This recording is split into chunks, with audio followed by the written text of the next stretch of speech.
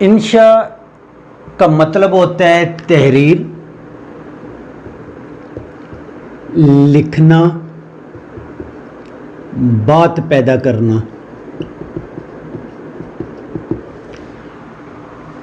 گویا کہ کسی بھی موضوع کو ذہن میں رکھ کر اس پہ اپنے خیالات یا تجربات کا نثری صورت میں یا تحریری صورت میں اظہار کرنا کیا ہوتا ہے انشاء۔ یعنی کوئی بھی موضوع ہو اس پہ اپنے خیالات یا تجربات کی بنا پر تحریر کرنا، لکھنا کیا ہوتا ہے انشاء کہلاتا ہے۔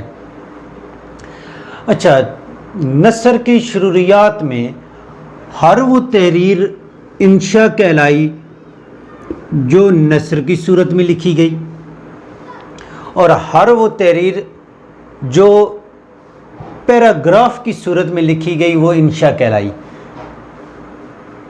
اس میں جو سرکاری فرامین تھے یعنی آرڈر ہوتے تھے وہ بھی شامل ہوئے۔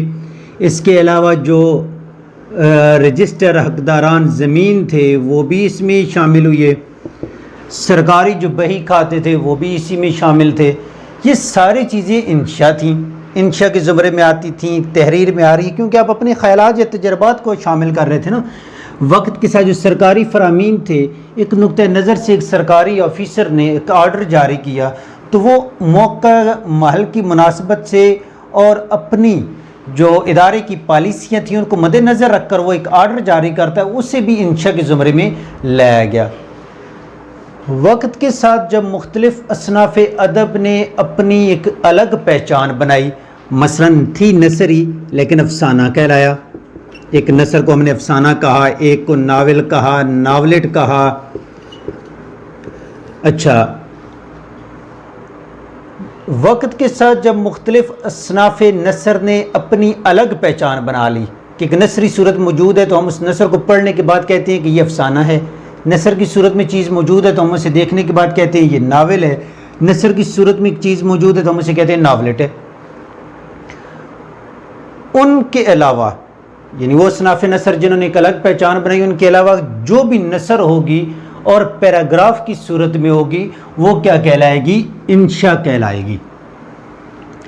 اچھا، ایک اور چیز یاد رکھ لیں کہ ایک تو روایت میں ہے نا کہ جن چیزوں نے اپنی وہ پہچان بنائی، دوسری جو چیز ہے وہ سب سے اہم ہے کہ انشاء کا دامن جو ہے نا اس تحریر کا، یہ موضوعات کے اعتبار سے بہت وسیع ہے، کیونکہ اس کے لیے موضوعات جو ہے اس کی کوئی تخصیص نہیں ہے، کوئی مخصوص نہیں ہے کہ اس انشاء کے لیے یہ مضامین ہوں۔